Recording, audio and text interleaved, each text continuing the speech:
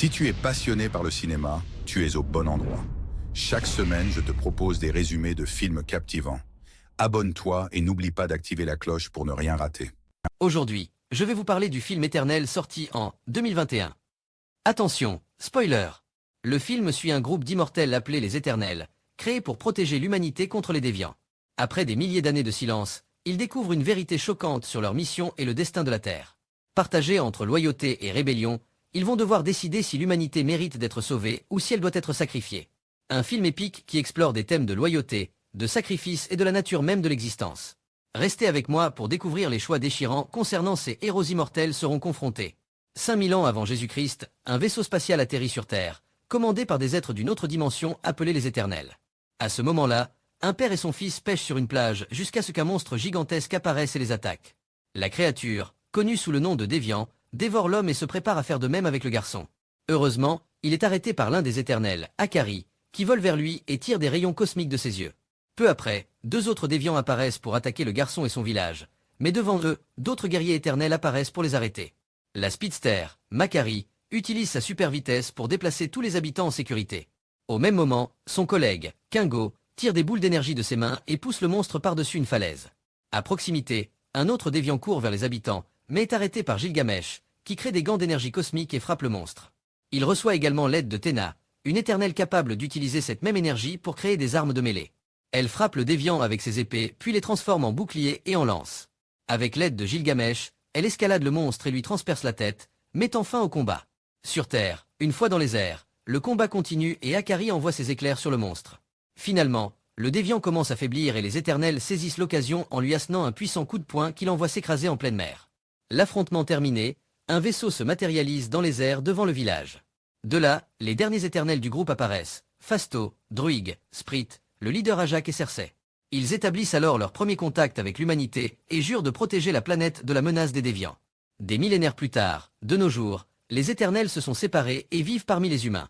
Parmi eux se trouve Cersei, qui vit en tant que civile à Londres avec Sprit. Le soir, les deux se rendent dans un bar pour fêter l'anniversaire de Daena, le petit ami de Cersei. Cependant, alors qu'ils s'en vont, un déviant surgit de l'eau pour les attaquer. Cersei utilise son pouvoir pour matérialiser des objets et crée des sables mouvants pour faire couler le monstre, puis le solidifie pour le laisser piéger. Le trio tente ensuite de s'échapper, mais le déviant parvient à se libérer et court vers eux. Cersei attire le monstre dans la rue tandis que Sprit utilise son pouvoir pour manipuler la réalité et créer plusieurs copies d'elle-même. Cela laisse le déviant confus, mais il découvre le canular et utilise ses tentacules pour renverser la fille. Le monstre s'approche d'elle pour lui porter le coup final jusqu'à ce qu'il soit soudainement projeté dans un bâtiment. Immédiatement après, le monstre est projeté avec un rayon cosmique, qui a été tiré par Ajak. Malgré le coup puissant, le déviant l'attaque une fois de plus, et les deux s'écrasent contre un bus. La collision fait se retourner le véhicule, mais Cersei le transforme en feuille et laisse tout le monde en sécurité. Malgré tout, le monstre n'abandonne pas et charge Akari, qui contre-attaque en tirant des éclairs de ses yeux. Cependant, quelque chose d'inattendu se produit et le déviant parvient à se régénérer de ses blessures.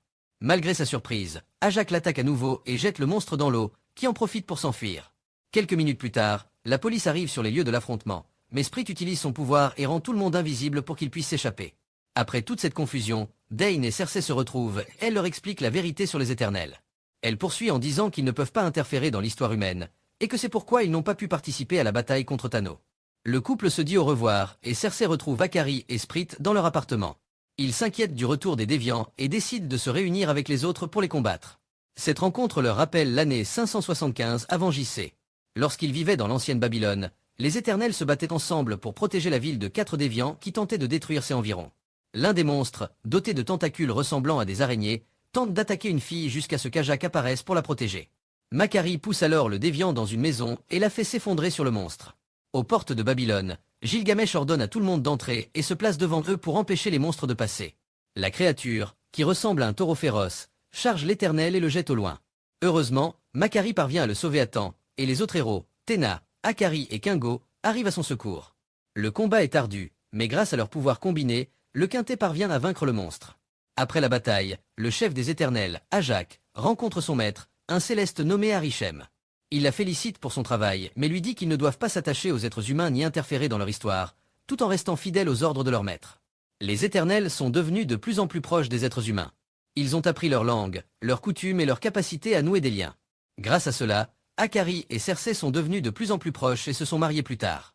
Cependant, les choses ont changé au fil des millénaires, et ils sont séparés depuis. De retour dans le présent, Akari, Cersei et Sprit se rendent dans une maison à la campagne à la recherche d'Ajak.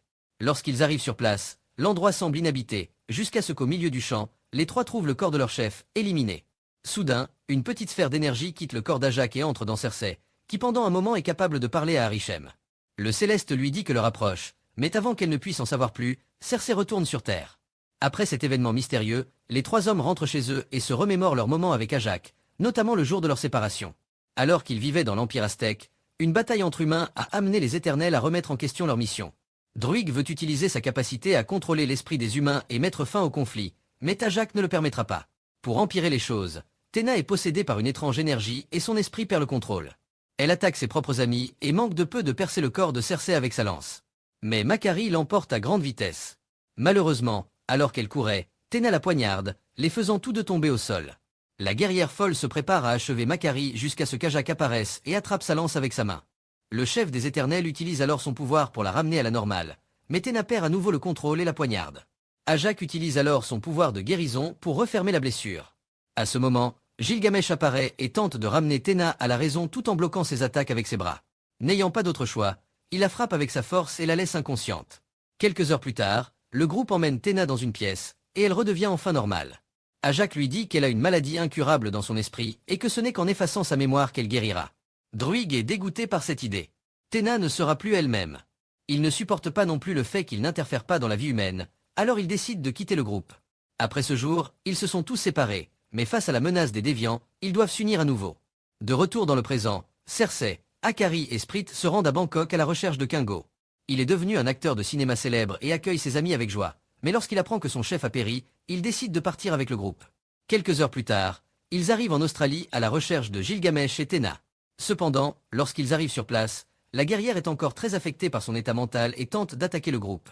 Heureusement, avec l'aide de Gilgamesh et Sprit, elle reprend ses esprits.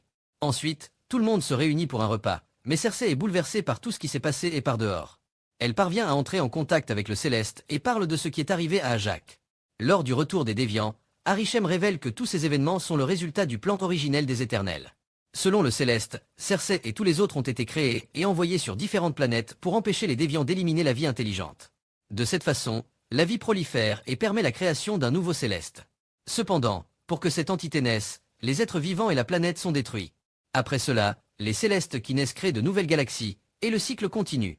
Quant aux Éternels, après avoir accompli leur mission, leurs souvenirs leur sont retirés et ils sont envoyés sur d'autres planètes.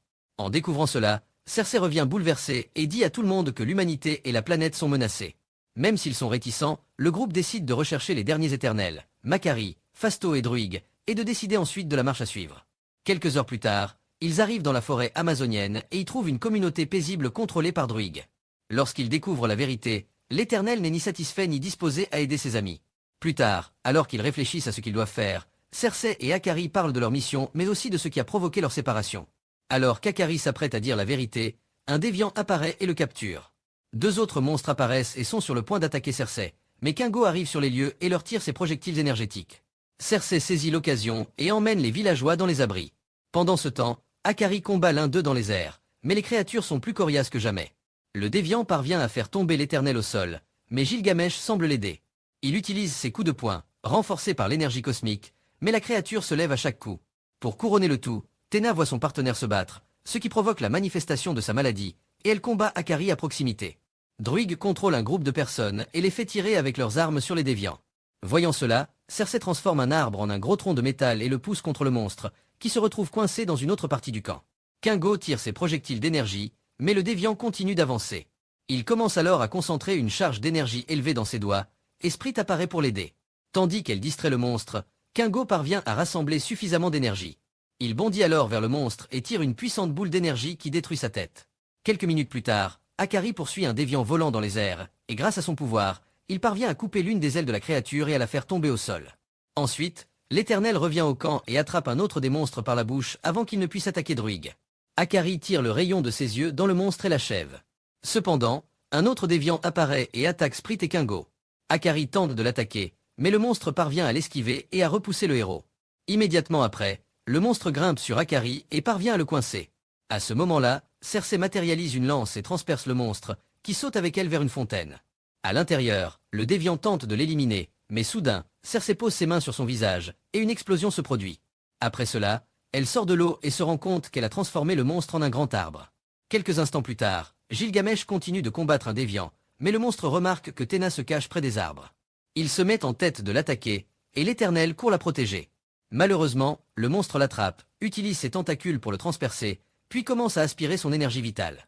Après cela, il jette Gilgamesh au sol, et il commence à subir une étrange transformation, acquérant une forme plus humaine. Grâce aux souvenirs absorbés par Gilgamesh, le déviant parvient à communiquer avec les Éternels et leur dit qu'eux aussi ont été créés par les Célestes. À ce moment, Akari apparaît et le chasse avec son pouvoir, mais se rend vite compte que Gilgamesh est gravement blessé. Les autres Éternels se rassemblent ensuite, mais Gilgamesh ne peut résister à ses blessures. Ses amis lui disent au revoir une dernière fois avec des funérailles en son honneur, en particulier Téna. Cersei parle ensuite à Druig de son plan pour empêcher la naissance du Céleste sur Terre. Il ne croit pas que ce soit possible, mais elle insiste pour qu'il recherche Phasto pour les aider. Le lendemain, elle et Akari arrivent à Chicago et y trouvent Phasto avec sa famille. Il lui raconte tout ce qui s'est passé et bien que réticent, Phasto accepte de les aider. Le lendemain, le groupe se rend sur un rocher à la recherche de leur ancien vaisseau. Ils le trouvent et à l'intérieur se trouve Makari, qui vit là depuis toutes ces années. Après leur retrouvaille, Phasto active son ancien laboratoire et crée un plan pour empêcher la destruction de la Terre. Son idée est de distribuer l'énergie de chaque éternel à Druig par le biais de bracelets. De cette façon, il peut utiliser son énergie de contrôle mental pour empêcher le Céleste de se réveiller. Cependant, tout le monde n'est pas d'accord avec le plan, y compris Kingo et Sprit, qui exigent une décision d'Akari. Cependant, il ne veut pas interférer avec le leadership de Cersei et s'en va. Alors qu'il médite seul, Akari se souvient de son dernier contact avec Ajak, 6 jours plus tôt. Il est révélé dans sa mémoire que non seulement il était déjà au courant de la naissance du Céleste, mais aussi des plans d'Ajak pour l'empêcher afin de sauver l'humanité. Akari dit qu'il l'aidera avec ce plan, mais d'abord, il doit lui montrer quelque chose. Les deux se rendent en Alaska, où ils trouvent plusieurs déviants rassemblés sur une falaise de glace. Peu après, Akari révèle ses véritables intentions et lui dit qu'il ne la laissera pas interférer avec la naissance céleste. Elle essaie de le convaincre de son erreur, mais Akari la jette au milieu des déviants. Ajak essaie de se défendre, mais le chef des monstres, celui-là même qui éliminerait Gilgamesh, absorbe son essence et l'élimine. Akari ramène ensuite le corps d'Ajak dans son ancienne demeure et l'Y laisse pour que tout le monde pense que les déviants l'ont éliminé. Cependant, à son insu, le monstre qui a absorbé son chef acquit la capacité de se régénérer et l'a transmise aux autres. Après ce souvenir, Akari rencontre Cersei et les deux discutent. Mais elle a une autre vision d'Arishem. Cette fois, il est révélé que la naissance du Céleste est sur le point d'avoir lieu. En entendant cela, Phasto envoie Makari pour découvrir où tout cela commence. Elle court à travers le monde et trouve le Céleste émergeant d'un volcan. À ce moment-là, Akari enfile son costume et entre dans la salle de laboratoire. Là, il détruit le modèle que Phasto a créé pour arrêter le Céleste et révèle toute la vérité sur la mort d'Ajak. Cela rend tout le monde furieux, mais Akari les prévient qu'ils ne peuvent pas le battre dans un combat. À la surprise générale, Sprit dit qu'elle le suivra et crée une illusion pour qu'ils puissent s'échapper tous les deux. Après cela, c'est au tour de Kingo de partir, car il sait qu'il ne peut pas combattre Akari. Les autres héros réfléchissent alors à un autre moyen d'arrêter le Céleste, et Phasto pense que la seule capable de le faire est Cersei. Il dit que son plan est de retirer la sphère d'Ajak, qui se trouve à l'intérieur de Cersei, et de l'utiliser pour connecter les éternels, rassemblant ainsi leurs énergies. Une fois le plan mis en place, le groupe dirige son vaisseau vers le volcan. Lorsqu'ils arrivent sur place, Sprit et Akari les attendent. Le puissant éternel aperçoit le vaisseau de ses anciens collègues et perce le trou pour entrer à l'intérieur. Là, il rencontre Téna, qui se prépare immédiatement au combat. Elle invoque une de ses lances et tente de le transpercer, mais Akari s'accroche avec ses mains. Elle transforme l'arme en 2 épées pour l'attaquer, et le méchant riposte avec ses éclairs. Cependant, elle crée un bouclier et parvient à se défendre. Pendant ce temps, Makari, Cersei et Druig sont dehors près du volcan. Tous les trois portent les bracelets créés par Phasto et commencent à transférer de l'énergie à Druig. Au même moment, Akari continue d'attaquer Téna avec ses éclairs et ses coups puissants jusqu'à ce qu'il parvienne à percer sa défense et à la clouer au mur. Cependant, des lumières commencent à émerger du corps de Téna, indiquant que le rituel de transfert de pouvoir a commencé. Akari s'envole alors hors du vaisseau et retrouve le trio réuni sur le sol. Là, Druig commence à utiliser son pouvoir de contrôle mental pour endormir le Céleste. Voyant cela, Akari tire le rayon de ses yeux sur Druig et le jette au loin. Ensuite, il utilise son pouvoir pour déchirer le vaisseau en deux, et il s'écrase au milieu de la plage. Heureusement, Makari parvient à sauver Phasto et Téna avant qu'il ne soit trop tard. Juste à ce moment, Akari apparaît devant eux. Enragé par ce qu'il a fait à Druig, Makari court à toute vitesse vers lui. L'Éternel l'attrape et utilise son pouvoir pour la projeter contre le mur et porter des coups puissants aux méchants. Quelques secondes plus tard, le réveil du Céleste continue, ce qui provoque l'éruption du volcan. En conséquence, des rochers enflammés sont projetés vers la plage. Téna, Phasto et Cersei utilisent leur pouvoir pour se protéger des rochers, mais ils craignent que sans Druig, il n'y ait aucun espoir d'arrêter le Céleste. Pendant ce temps, Makari traîne le corps d'Akari sur les parois de la montagne, mais est frappé par l'un des rochers provenant du volcan. Grâce à cela, le méchant se remet de l'attaque et lui tire ses éclairs. Cependant, Makari esquive les coups grâce à sa vitesse et le frappe des dizaines de fois jusqu'à ce qu'elle le plaque contre le mur. Malgré tous ses efforts, Makari est frappé par Akari, qui parvient à la faire tomber au sol. Heureusement, Phasto et Téna arrivent pour l'aider, tandis que Cersei se rend au Céleste pour empêcher sa naissance elle-même. Pendant ce temps, Phasto utilise ses disques d'énergie cosmique pour attaquer Akari, tandis que Téna le frappe à coups de pied et avec ses armes, suivi de Makari avec ses coups rapides. Cependant, même les efforts combinés des trois ne suffisent pas à arrêter Akari, qui parvient à prendre le dessus grâce à son endurance. La situation ne fait qu'empirer lorsque le Déviant, qui a absorbé les pouvoirs d'Ajak et Gilgamesh, apparaît soudainement sur le champ de bataille. En voyant le monstre, Makari se précipite autour de lui et crée une tornade de sable. Cependant, le monstre fait trembler le sol, faisant perdre l'équilibre à Makari qui est projeté au loin. Le Déviant bondit alors vers elle et utilise ses tentacules pour absorber l'essence de Makari. Heureusement, Phasto utilise ses bracelets et tire des éclairs qui poussent le monstre dans une grotte. Téna en profite alors pour se venger de la mort de Gilgamesh et se lance à la poursuite de la créature. Pendant ce temps, Akari tente de voler pour empêcher Cersei de détruire le Céleste, mais Phasto crée un filet qui le piège. Pendant ce temps, dans la grotte, Téna part à la recherche du Déviant, qui tente de l'attaquer par derrière. Cependant, elle parvient à contre-attaquer avec ses lames, et un combat acharné éclate. Quelques minutes plus tard, Cersei s'approche du volcan jusqu'à ce qu'Ajak apparaisse à côté d'elle. Cersei se rend vite compte qu'il s'agit d'une illusion créée par Sprit, mais elle ne s'attendait pas à ce que la fille soit à ses trousses. Sprit l'attaque avec un poignard, déclarant qu'elle veut que le Céleste naisse pour qu'elle puisse renaître dans un autre corps, et non plus celui d'un enfant. Sprit crée plusieurs illusions du volcan pour embrouiller Cersei, mais derrière elle, Druig apparaît et la frappe avec un rocher. Druig dit qu'il n'a pas la force d'endormir le Céleste et que maintenant c'est à Cersei de le détruire une bonne fois pour toutes. Pendant ce temps, Téna continue son combat contre le Déviant. Dans un moment d'inattention de la part du monstre, elle bondit vers lui et le transperce avec sa lance. Malgré cela, le Déviant résiste et la jette au loin avec un coup puissant. Il utilise alors l'essence absorbée de Gilgamesh et tente de se faire passer pour lui, ce qui fait que Téna est à nouveau affectée par sa maladie. Le monstre en profite pour la piéger avec ses tentacules et commence à absorber son essence. Cependant, avant de pouvoir l'éliminer, Téna crée un poignard de sa main, coupe les tentacules et brise finalement le monstre avec ses épées. Mais le combat n'est pas terminé. La naissance du Céleste se rapproche de plus en plus, et sa main et sa tête commencent à émerger de la mer. À ce moment-là, Cersei, qui se trouve au sommet du Céleste, utilise son pouvoir pour le transformer en rocher.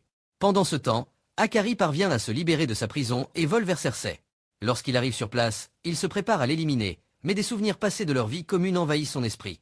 L'Éternel est incapable d'attaquer sa bien-aimée. Devant lui, Cersei commence à absorber l'énergie des autres Éternels. Toute cette énergie est transmise à leur chef, qui la décharge alors entièrement dans le Céleste, le détruisant. Grâce à cela, la Terre et l'humanité sont en sécurité. Cependant, Akari pleure de remords devant Cersei puis s'envole loin de la Terre, en direction du Soleil, mettant fin à son existence. Quelques minutes plus tard, les Éternels survivants se rassemblent près du volcan. Makari et Phasto croient que grâce à l'énergie du Céleste, ils ont pu unir leurs énergies à celles de Cersei et ainsi l'éliminer. Peu de temps après, Sprit apparaît également et regrette tout ce qu'elle a fait. Cersei donne cependant à Sprit la possibilité de se transformer en humaine en utilisant le pouvoir du Céleste qui reste dans son corps, réalisant ainsi son plus grand souhait. Sprit accepte et les deux se tiennent la main dans un acte de réconciliation. Plus tard, le groupe se réunit dans l'ancienne maison d'Ajak. Phasto reste avec sa famille tandis que Druig, Makari et Téna décident de partir à bord de leur vaisseau reconstruit à la recherche d'autres Éternels. Loin à Londres, Cersei et Kingo disent au revoir à Sprit, qui va commencer sa vie normale. Quelques heures plus tard, Dane et Cersei se rencontrent à nouveau et les deux discutent de tout ce qui s'est passé, dissipant ainsi tout malentendu. Dane lui dit également qu'il a un secret à révéler. Cependant, une étrange tempête se forme dans l'air et Arishem, le Céleste, en sort. L'entité attire Cersei, Kingo et Phasto vers elle, les avertissant qu'ils regretteront d'avoir éliminé un Céleste pour le bien des humains. Elle s'en va, mais avant cela, elle les emmène avec elle à travers un trou noir, à des années-lumière de là. Le vaisseau des Éternels voyage dans l'espace et Téna, Druig et Makari découvrent ce qui est arrivé à leurs amis.